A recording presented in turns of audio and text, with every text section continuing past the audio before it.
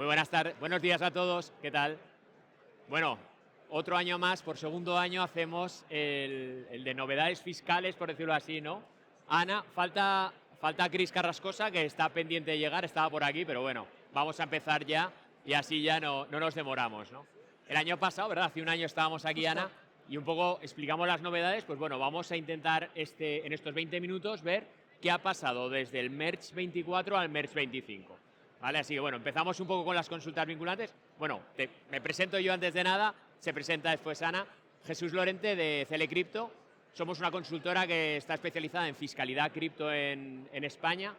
Estamos 12 personas y hace poco nos hemos integrado en Écija. Écija, una firma de abogados con más de 1000 abogados, 18 países, etcétera. Y bueno, la verdad es que ahora creciendo mucho, ¿no? Ana. Yo soy Ana Mayo, soy socia de fiscal de FinRec 360, que es un despacho de abogados y consultora especializado en regulación de entidades financieras, que ya nos habéis visto en diferentes paneles. Así que bueno, pues eso, pues si queréis, pues empezamos. Jesús, ¿con qué empezamos? ¿Con ¿Con consultas con o qué? Porque consultas, a ver un poco lo que ha pasado entre que estuvimos aquí el año pasado eso y es, hoy, ¿no? Pues entre 24 y consultas. 25. Hay una importante que creo que querías contar, Hay ¿no? una importante que que nos cambia un poco a todos el paso. Es verdad que tampoco sabemos si va a ser el último de los criterios, pero sin duda es un criterio controvertido, ¿no? Sobre todo porque va a afectar al día a día de todos nosotros, ¿no? Bueno, es una consulta en la que se plantea, en la que un particular compra un inmueble, o sea, vende un inmueble, ¿vale? Y a cambio, pues en vez de recibir una contraprestación en dinero, lo que recibe es una contraprestación en bitcoins, concretamente, ¿vale? Y ahí se le pregunta a la Dirección General de Tributos sobre el tratamiento tanto a efectos del IRPF como a efectos de tributación indirecta, lo que sería IVA e impuestos sobre transmisiones patrimoniales. En la parte del IRPF, nada nuevo bajo el sol, porque viene consolidando la misma doctrina que teníamos en anteriores consultas, que hay como 3 o 4 publicadas en el mismo sentido, que bueno, básicamente lo que viene a decir es que bueno, pues se entiende que la recepción de bitcoins viene a ser un bien inmaterial y por lo tanto se aplica la regla del IRPF de las permutas, ¿vale? ¿Esto qué implica? Bueno, pues el cambio sobre todo es a la hora de calcular el valor de transmisión, porque al ser una permuta, lo que tenemos es una ganancia patrimonial en base del ahorro, ¿vale? Por tanto, a tipos de 19 al 30% para el 2025 en adelante, pero lo importante es que el valor de transmisión se va a calcular por el mayor de dos, o el valor de lo que entrego o el valor de lo que recibo, en valor de mercado, ¿vale?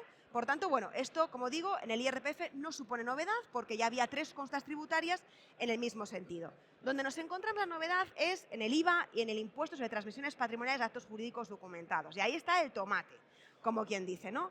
Porque a la Subdirección de Impuestos Patrimoniales se le ha ocurrido la idea de seguir el mismo criterio que el que seguíamos para el IRPF, es decir que esa entrega de bitcoins como contraprestación es un bien inmaterial.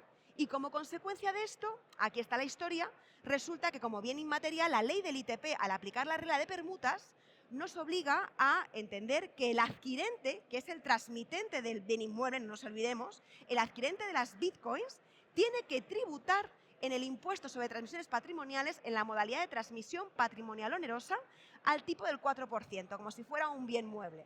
Lo cual implica que ese uso de bitcoins como medio de pago, ¿vale?, va a suponer al transmitente una tributación a su vez en el ITP, ¿vale? Que esto nadie lo estaba contando. Vale, tarde que nunca. Sí, muy bien, bienvenida. Aquí.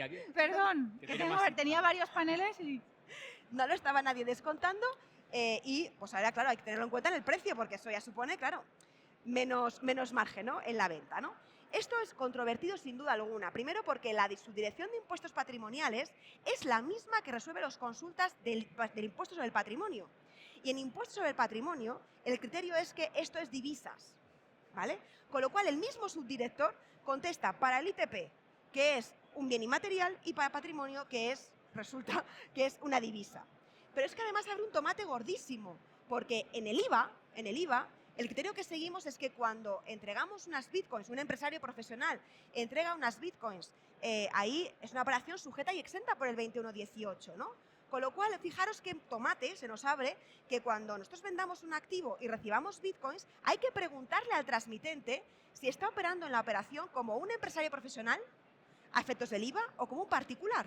Porque si opera como un empresario profesional, la operación no va a llevar tributación indirecta, es decir, no va a haber IVA, no va a haber tampoco ITP, pero sin embargo, si actúa como un particular, resulta que es que adquirente, transmitente del bien inmueble, en este caso, resulta que va a tener que tributar por el ITP, ¿vale? Y abre otro tomate, porque el mundo cripto es muy global, ¿no? Que es, oye, no hay todavía definido por la Subdirección de Tributos un punto de conexión a efectos de lo que es ITP. Por lo tanto, no sabemos si la regla para aplicar transmisiones patrimoniales onerosas es la sede del transmitente, la sede del adquirente, dónde están custodiados los bitcoins, con lo cual, tomate, porque tampoco sabemos efectivamente en qué casos, cuando haya, pues sobre todo, operaciones internacionales, puede haber tributación en el ITP, ¿no? Yo creo que nos abre el tomate pues más importante, porque yo creo que el particular no tiene conciencia de que va a tributar y que se va a dejar un 4% en la adquisición de esas bitcoins, con lo cual esa sin duda es controvertida. Veremos si el criterio se consolida, es de mayo, pero bueno, ahí está. Bueno, es la tomatina del año, ¿no? La típica de la DGT. Pero bueno, de todas formas, claro, habrá que tener muy en cuenta, sobre todo, claro, que esto va por comunidades autónomas. Exacto. Cada comunidad, hasta ahora siempre hemos hablado, en los paneles hablábamos sobre todo de, oye, ¿cómo tributas tú en renta? Que es lo que nos afecta a todos, ¿no? Pero claro, nunca habíamos entrado en la parte de transmisiones patrimoniales, que sabíamos que era un hueco, que era mejor que nadie preguntara, por si acaso. En este caso, pues ha salido por la tangente y lo que dices, y habrá que ir viendo cómo es. De primera, yo creo que una recomendación sería, oye, mira, vamos a tranquilizarnos cuando hagamos una compraventa, aunque el otro no es un empresario, pues bueno, pues lo lógico es que en algún momento se gane, ¿no? Se gane. Pero bueno, que lo tengamos en cuenta. Sí, yo creo que sí. Bueno, esta consulta fue la principal del año, obviamente. No ha habido muchas novedades durante este año. Yo, por contaros alguna nueva consulta que ha habido, la última que me llegó era de un hackeo a una wallet, ¿vale? Hackeo a una wallet pura y dura, oye, pues me han hackeado, ¿me lo puedo deducir? ¿Es una pérdida para mí o no? Bueno, pues habrá que tener en cuenta las pruebas que tenemos, ¿no? Lo que es clave es que cuando hay un hackeo no tenemos que ir al juzgado, demandar ni nada. ¿Por qué? Porque no hay nadie al que podamos demandar, ¿no? ¿Qué hay que hacer? Prácticamente lo que tenemos que hacer es ir al Guardia Civil, Policía Nacional, poner una denuncia. Ojo con las denuncias, que la última que me vino era con Bitcoins, BIZ coins, es válido, pero claro, pues el pobre Policía Nacional, pero bueno, al final, 2 justificantes solamente. La denuncia es clave, porque encima ahí lo que estamos diciéndole a un tercero, a Hacienda, oye, estos Bitcoin, estas cripto ya no son mías, me las han quitado, ¿vale? Segundo, demostrar que eran nuestras y que realmente ha habido un movimiento. Gente nos dice, oye Jesús, ¿y si me hackean la wallet y de repente me la llevo a otro lado y digo que he hackeado? ¿Eso qué pasa? Digo, a ver, pues después Hacienda, desde luego no es tonta, puede hacer el seguimiento, la trazabilidad y te podría decir, bueno, pues que esto no es un hackeo. ¿Por qué? Porque el hackeo siempre tiene la misma forma de hacerse. Sale de aquí a aquí, de aquí a aquí, de aquí de repente 10 wallets, de esas 10 wallets otras 15, de ahí van a... Entonces, bueno, quiero decir que sobre todo que si alguien nos pregunta de si perdemos esos Bitcoin, pues que no hagan pues burradas, porque al final va a tener algún problema, ¿no? Y después otra cosa, la pérdida que se considera, hay mucha gente, claro, imaginaos que hoy nos hackean un Bitcoin, 100.000 euros. ¿Es 100.000 euros lo que hemos perdido? No, lo que hemos perdido es el coste de ese Bitcoin. Si ese Bitcoin nos costó 1.000 euros, lo que podemos deducirnos como pérdida son 1.000 euros, no el valor de hoy, ¿vale? Porque es el coste siempre, diferencia.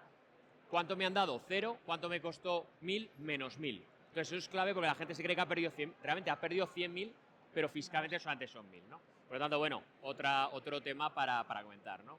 Cris, ¿alguna...? Yo las novedades que traigo son prácticas, porque es verdad que las consultas han ido decayendo en cuanto a novedad. El año pasado tuvimos más. Yo creo que al final el marco normativo ya tiene bastante tiempo, aunque cada año nos lo vayan cambiando por algunas tuercas, pero creo que al final a grandes rasgos ya sabemos desde hace tiempo cómo tributa cada cosa, aunque no encaje bien con los criptoactivos. Pues la parte que yo traía de novedades es práctica, sobre todo la parte de procedimientos tributarios.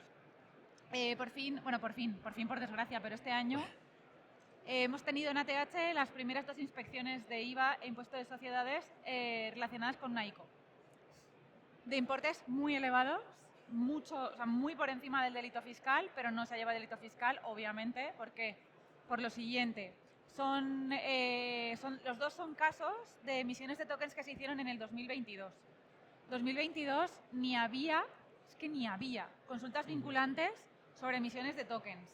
No estaba MiCA, ¿vale?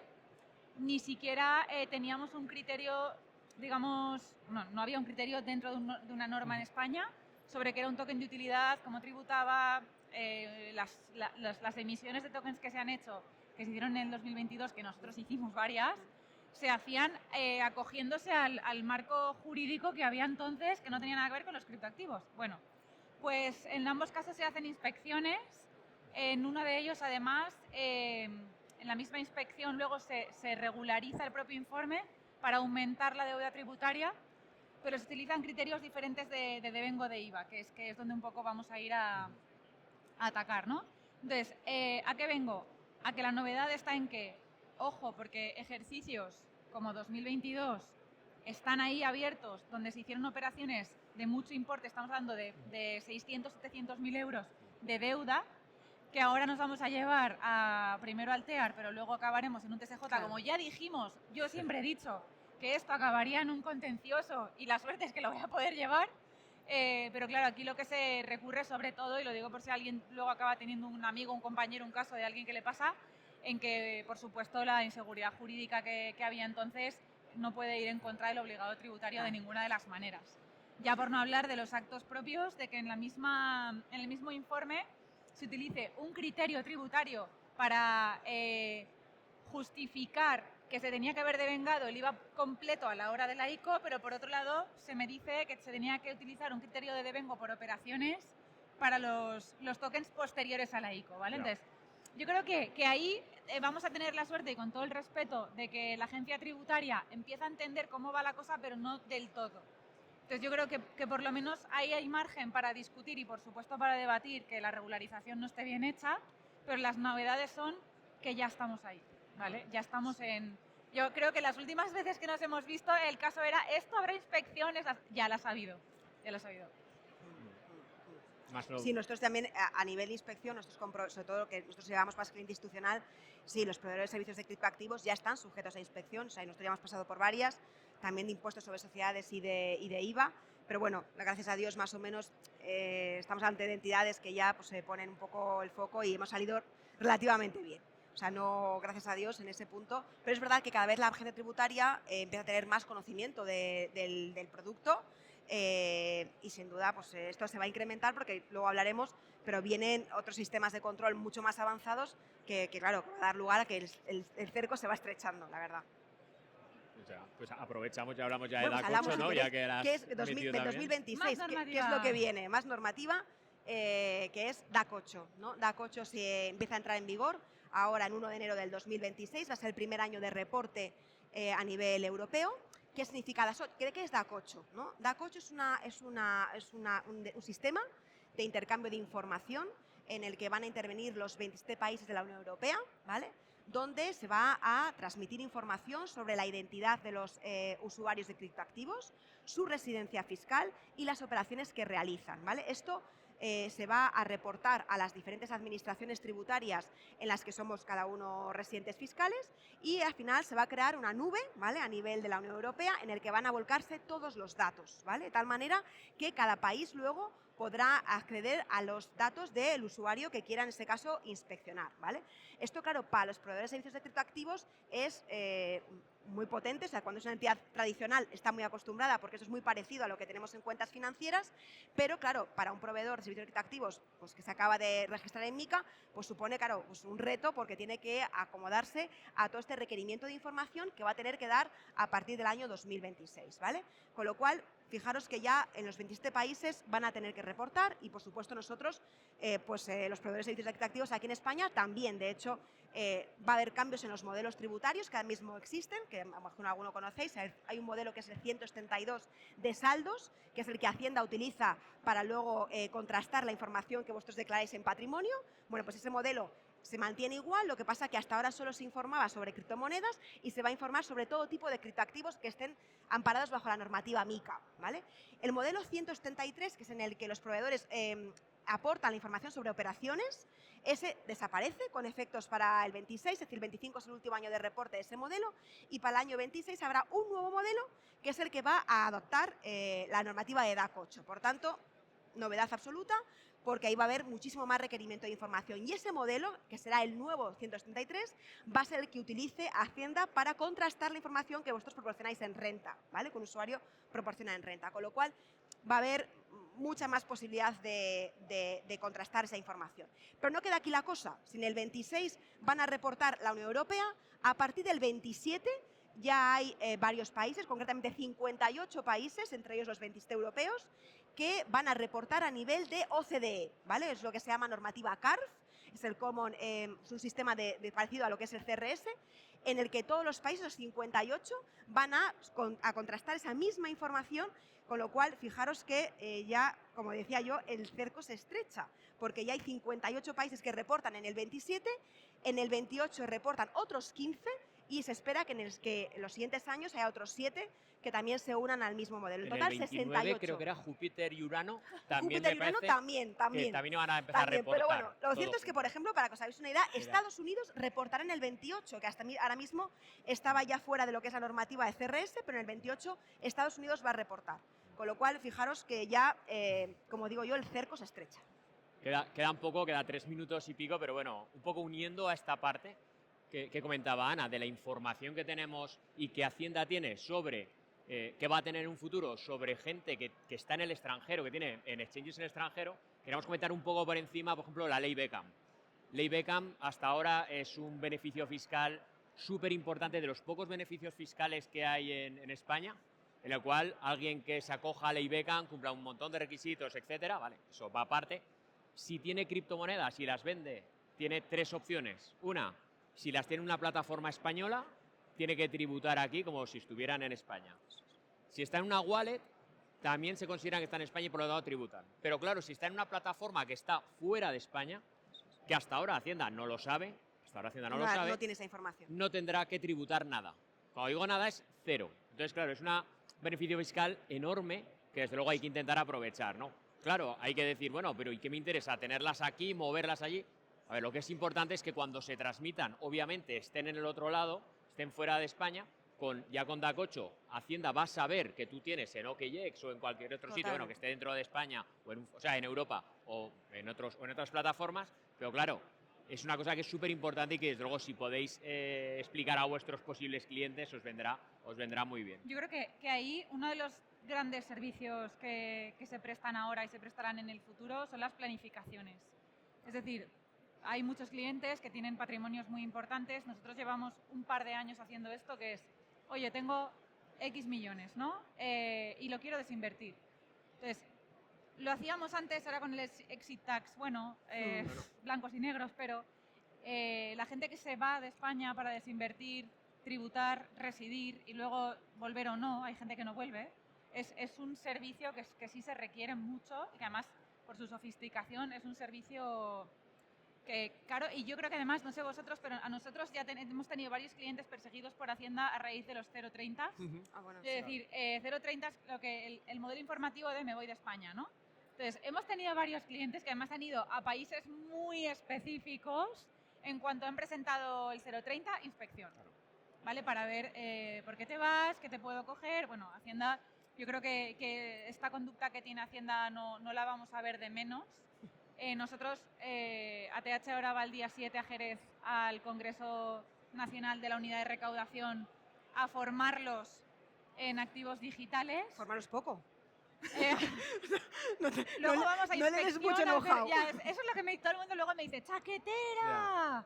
¿Qué estás haciendo? Bueno, yo siempre he dicho lo mismo, prefiero que seamos nosotros los que trasladamos la información, que luego ver lo que vemos en las consultas vinculantes, que dices, oh Dios mío, ¿cómo puede ser, no? Luego vamos también a la unidad de inspección a seguir formándolos en activos digitales. Entonces yo creo que también es buena noticia saber que trabajamos en la modificación de la ley que hubo para poder embargar criptoactivos. Y yo creo que si esto va a pasar, por lo menos que gente que tiene buen conocimiento del tema sea el que traslada directamente al regulador qué se está haciendo, qué se puede hacer, y bueno, y luego ya ellos pues lo utilizarán para venir de vuelta. Por eso yo creo que el mensaje guay que al menos nosotros trasladamos es, dejemos de pensar en, me pueden pillar, información ya tienen, van a tener más.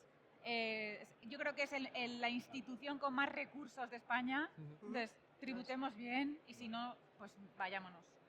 Muy bien. Pues oye, justo bien. lo hemos cerrado, lo hemos clavado clavado, el ¿eh? panel, así que nada. Muchas gracias y bueno, y si necesitáis algo, pues aquí vamos a estar, ¿no? O sea que para lo que queráis, ¿vale? Venga. Gracias.